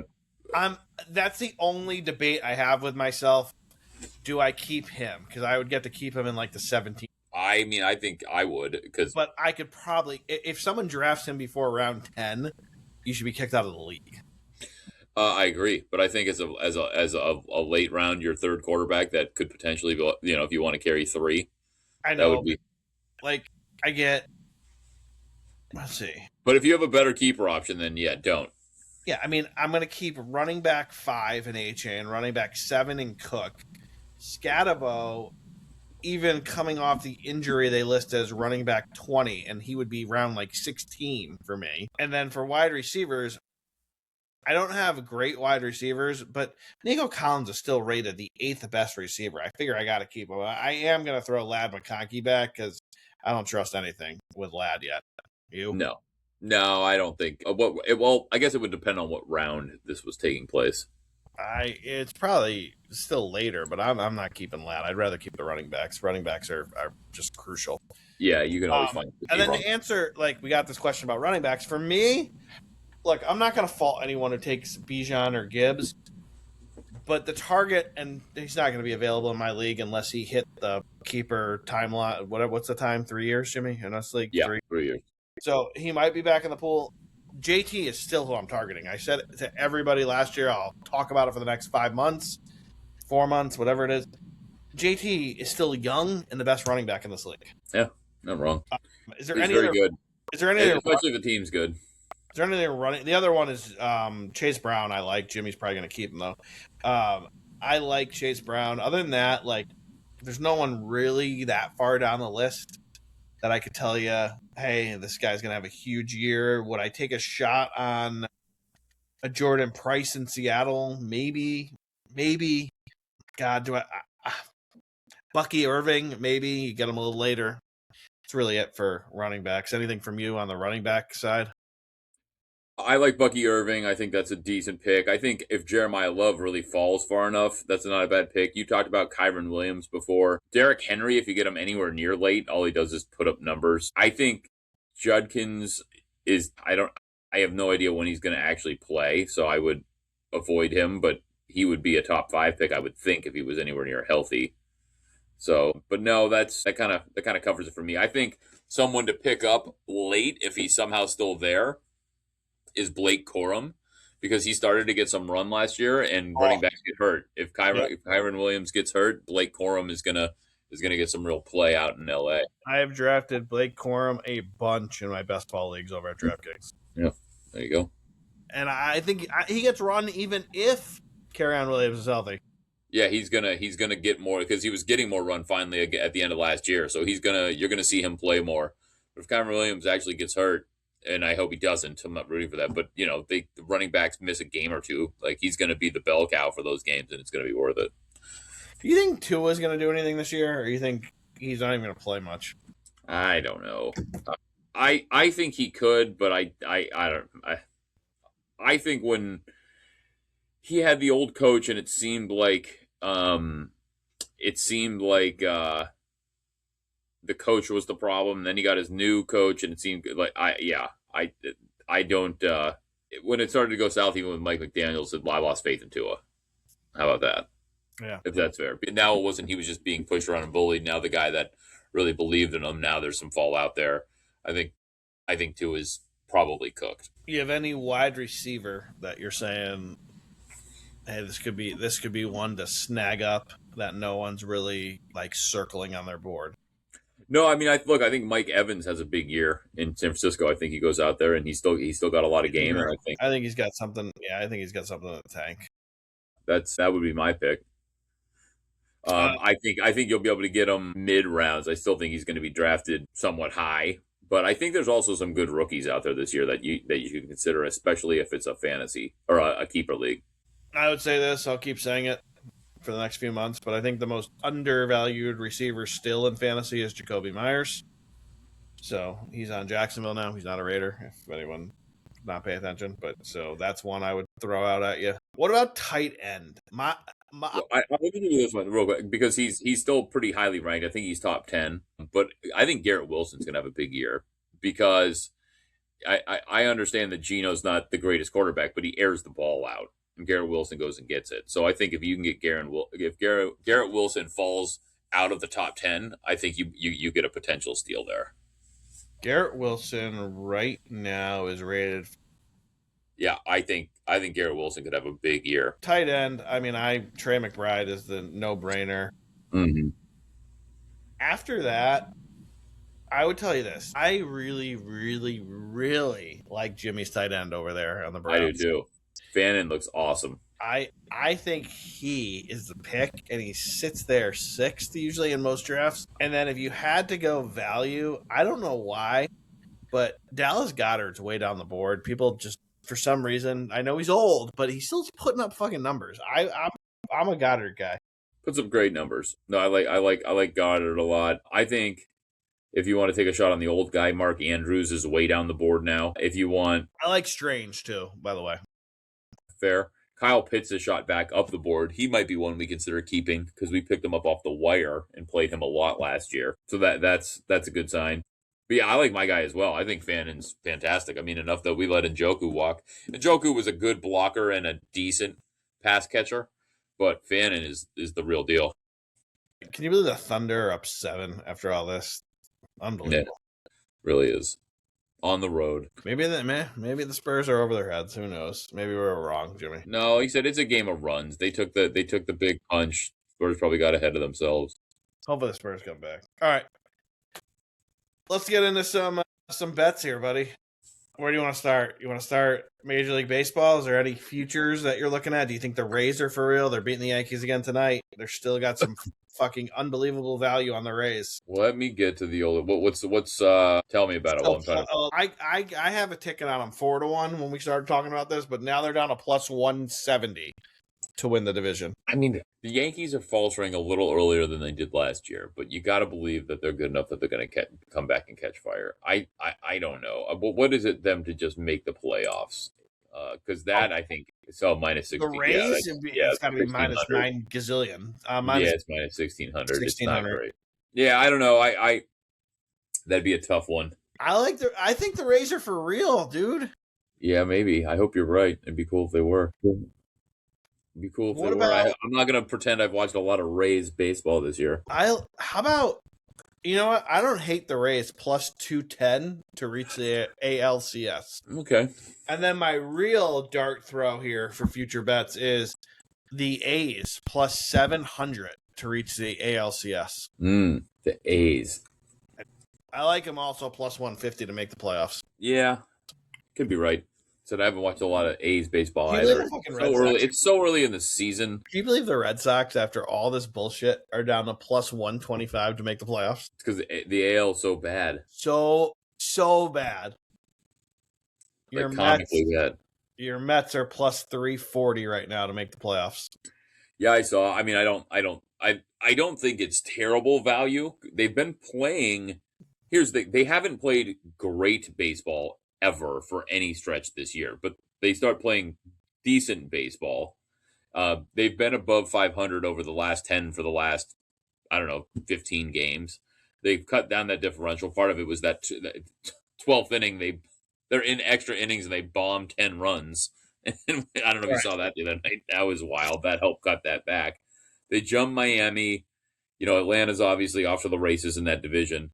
But Nolan McLean's not pitching as well as he did last year, as well as we thought. No, they're back below Miami now. Sorry, they dropped a half game back. After they lost tonight. But yeah, I don't know. They have enough talent that you look at that and you think, yeah, I mean, they could potentially get it together, but they just haven't done it. So I don't know. I mean, there's a lot of value right now in the MLB because we're still in May. You know what I mean? I'm trying to give you my favorite. Well, I gave you a couple, but my favorite play right now. Probably, I want to give you one that gives you a little bit of money here. Let me see. Reach. Let's go back to the LCS. Give me the Brewers to reach the NLCS plus 350. Okay. The Brew Crew. Get there. I like them. I like them there. Most wins in baseball. I don't hate it. Crazy, but I don't hate it, Jimmy. Give me the Brewers 12-1. I think they win that division. Probably right. Don't give me the Dodgers minus 110. I'm not laying Hell money. no. Hell no. All right. I'm not laying anything this early. NBA. We've been telling you this for a couple of weeks now. I'm going to tell you it once again. To win the finals right now, you can still Jimmy, I think we got them at 1.7 or 8-1, but right now you can still scoop the Knicks up plus 380. They're going to be in the finals, and they are better than a plus 380 dog, whether they're playing the Thunder or the Spurs. Best value right now, still, I endorse the Knicks plus 380. You? Yeah, I think I bet them 5-1 is when I got it.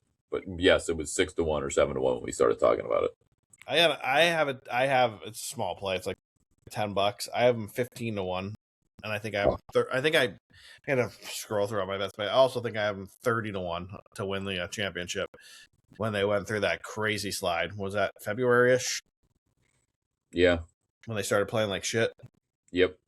January again to February. That's when the Detroit just pounded them, and I thought, I don't know how we're going to buy this team. It was tough to watch. And then for hockey, it's very, very, very stacked up. I got to tell you, at this point, I don't know what you do. I think if you don't have any future tickets right now, I'd probably just pass. But I'm going to tell you right now, I do think the finals is going to be Avs and Hurricanes. So do with that what you will. See, I would have thought you were going to say Canadians are the only value on the board at plus 400 after taking game one.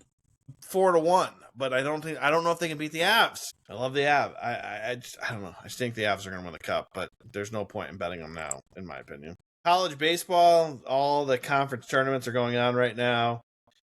College baseball is the best because there's so many upsets. It's hysterical. I would still tell you, I still like Auburn 11-1 to win the whole thing. I think that's still the best value bet out there. Well, let's see. Anything NFL wise, Jimmy? Or how about the French Open? You got anything for the French Open? Consider be beat minus 3-10 to win the thing, or no? Yeah, probably not. Like the better player typically wins, but Djokovic at 13-1. Djokovic isn't going to make he'll be lucky if he makes the quarters. You think? Yeah, this guy, Casper Rudd, is really, really good, and that's who Joker's going to run into. Got it. Yeah, 28-1 on Casper. Yeah, I got nothing there. I love how they put up a winner without prop now. Oh, yeah, they do. Yeah, winner without center. Wow. Because he's so good, they don't have to put up that market. Let's see. And then they do player to advance further markets, which is pretty funny, like 1 versus 1, which is I think that's kind of funny. I don't hate to reach the semifinal. Where's Casper Rudd there? I don't know. I've moved on to the football. Oh, look at you. All right, what do you got for football? Well, and I don't think you love them, but I like win totals. And I like the Giants over 7.5. I think that hits. I like the Steelers under 8.5. They haven't had a losing season in a long time, but guess what? Mike Tomlin's gone. This is the year it's going to happen. So I like those two quite a bit. We just talked about the Browns, so I might as well give you my pick there. It's over 6.5. That seems a little aggressive, so I'm going to avoid. I think they could do it based on their talent, but I'm not going to pick it to happen. You just talked about how tough the Bills' schedule is, but it's 10.5. The Bills are going 11-6. They've got 4 or 6 wins that they should get, like I said, on the books. And I think in the other ones, if they go one above 500 on that, we get the 11. So I would take the Bills. And I don't have a ton of conviction in this, but because the number's odd, I'm going to tell you the Jags come back to earth, take the under 8.5. Because why would a playoff team that looked that good last year have a number of 8.5? To me, there's something funny about it. So they're begging you to take the over. So I'm gonna say nope, and I'm gonna take the under. All right. Right? Doesn't that seem like a funny number? Yes. Yep. Oh, those are good calls.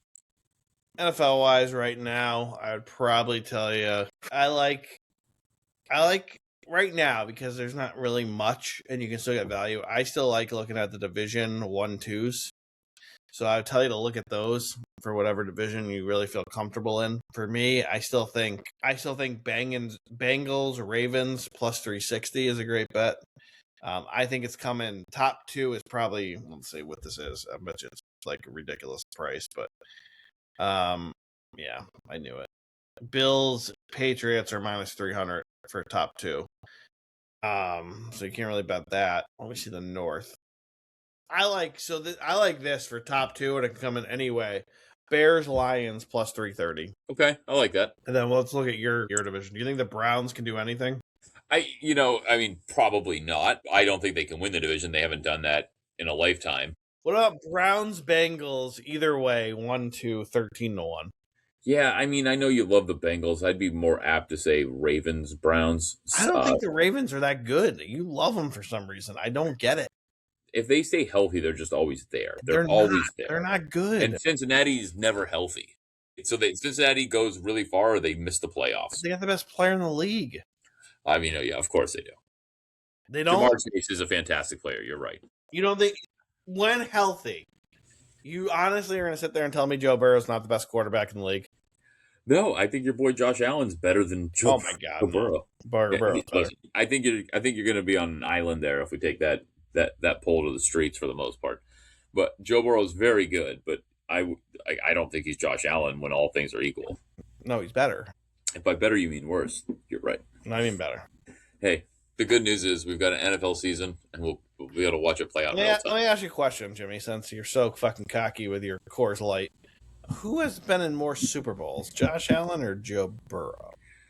Look, you can string an argument together to fit your point. I'm just curious who's made more Super Bowls in their career. Who has more playoff wins? Who has more passing yards, passing touchdowns? Who's available more often?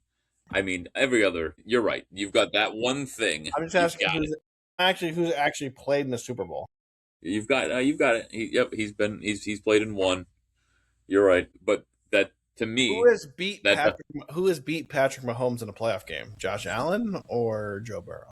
Do they play each other, or do they play against the defense of the other team? I'm just asking who won, who beat a Patrick Mahomes led team, Josh Allen or Joe Burrow?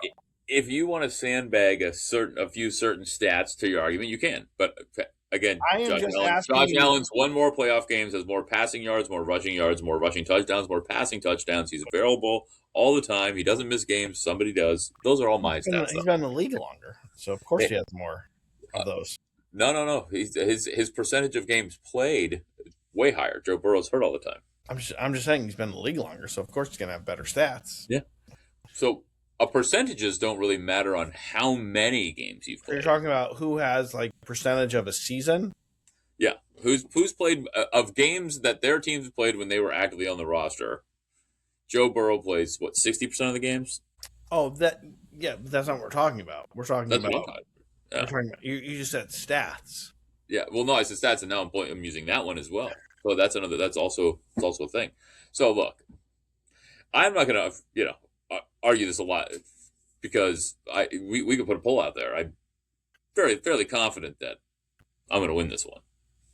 But I know you love Joe Burrow. I do. And if Joe Burrow wants to play for the Cleveland Browns, I'll love him too. Okay, but you're telling me you take Josh Allen over Joe Burrow if you had your choice? Yes. Right, let's see if you're right. You could be right. All right. So I want to get his average season, but for some reason I can't find that. I just want to see their averages versus each other, like an average season when they're both healthy.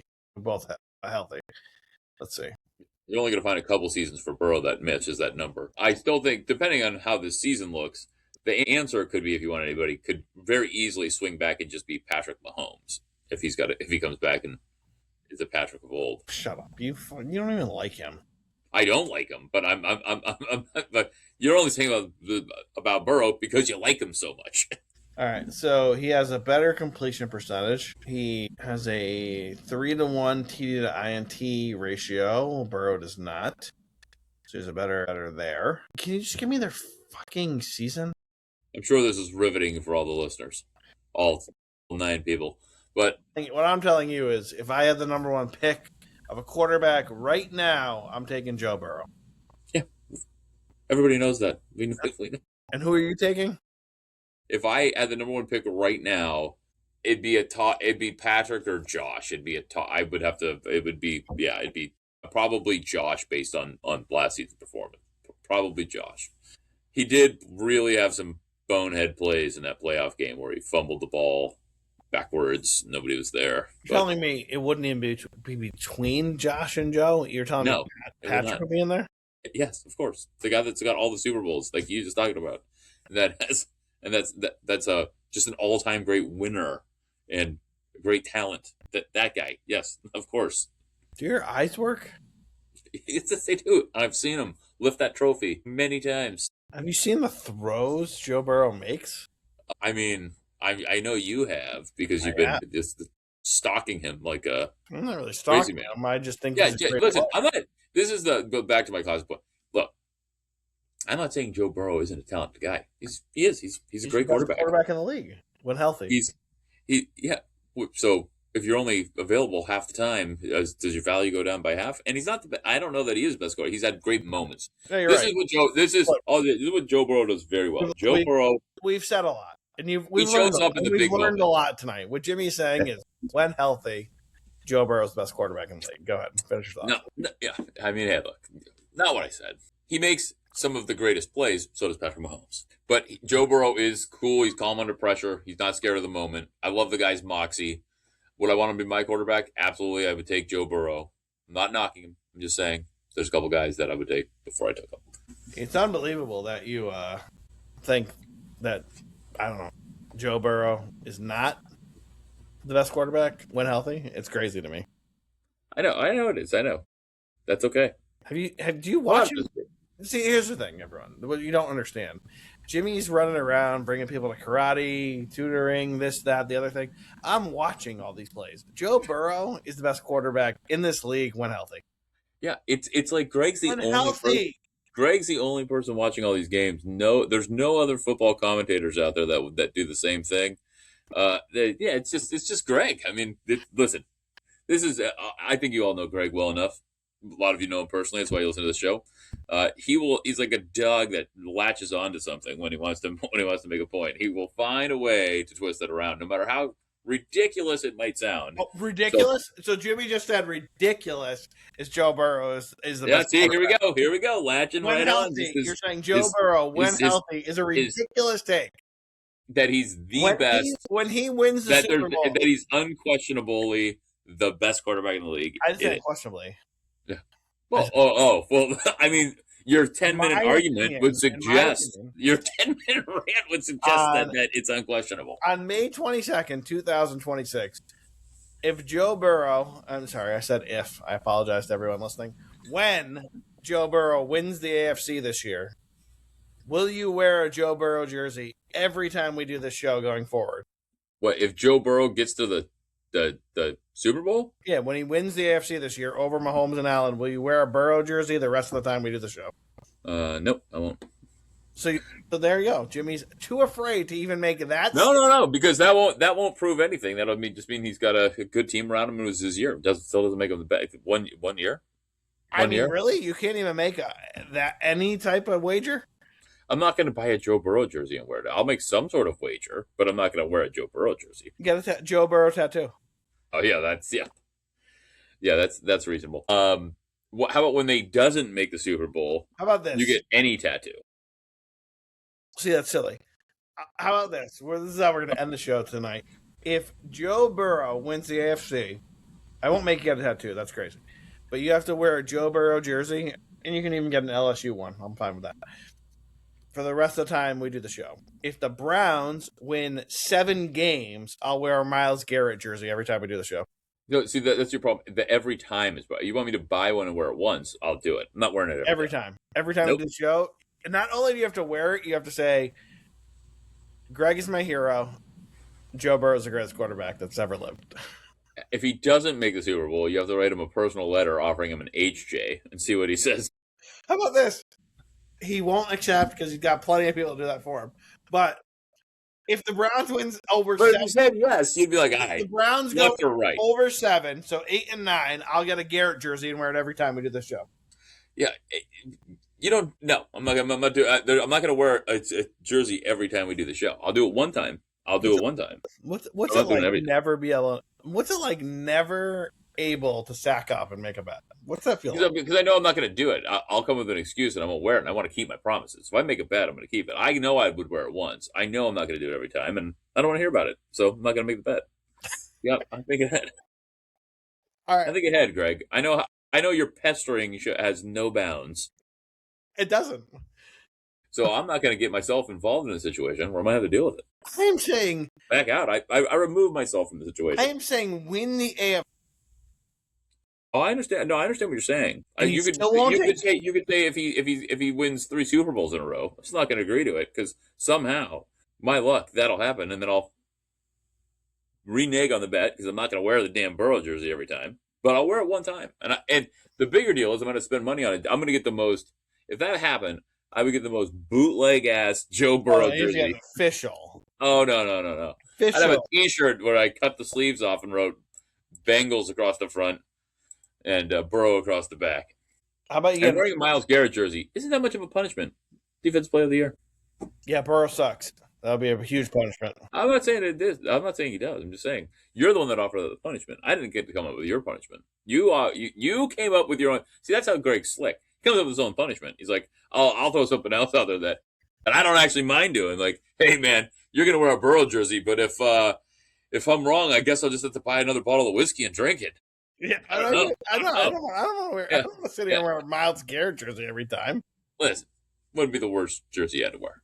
Would Burrow? What's wrong with you? Let me figure out a good jersey for you to wear. We'll think about this. We'll get back on next show. I'll think of something. But you don't have the stones to make the bet. You know what? I'll give you this. How about this? You're gonna wear a. How about this? Let me throw the bet out there. What do you? But let's have a moment of honesty here, Jimmy. I know it's tough because you're a chalk muncher. What do you think the Bengals' realistic chances are of making the playoffs? Making the playoffs? Yeah. I think they're pretty good. So right now, if you were making a bet, you'd say Bengals in the playoffs. I would say the Bengals got a pretty good chance to make the playoffs, yeah. What do you think the Bengals' realistic chances are of winning a playoff game this year? They might win one. I don't think they'll win. Their defense is not going to be good enough to get by a second. That second round is all. Don't think they make the conference championship. I do not. So if the Bengals make the conference championship, you need to buy, and I'm not even going to be a dick. I'm not going to make you sit there in a Bengals jersey. You can buy an authentic Joe Burrow LSU jersey. That'll wear one time. If they don't, you have to wear during the NFL season. If they don't, I will sit here during the NBA season, and I will wear a WNBA jersey of the player of your choice. Now, maybe I'll get you a Lightning jersey. That's fine. I wouldn't hate that. Can it be Kucherov? Actually, can it be St. Louis? I'll get a throwback. I think I'll find somebody. I'll find something. But you don't dislike Tampa though. It's not as I don't dislike. I can't. The problem with Cincinnati is they're in my division. I can't do it. We wasted 20 minutes on this, and people are getting upset. We did. I'm just not going to give in because this is Greg's grind, and so I'm not going to let him win. I just said I'd wear any NBA. Oh no, I know. You believe me? To get it done, Greg will go to any depth necessary, and that's why we'll discuss it next episode. All right, it's a fair way to end the show. Thanks for listening, everybody. We'll be back next week. We'll finally see if Jimmy's balls have dropped and he makes a bet. I can't wait to see if it happens. Again, I'm here saying I'll wear any jersey he wants. He's afraid of Joe Burrow. It's fine, Jimmy. You can go ahead and final words for you. A little dust up in the OKC San Antonio game. Things are getting a little grimy here. I like it a lot. Let's see what happens at the end. Go Knicks. OKC, dirtiest team ever.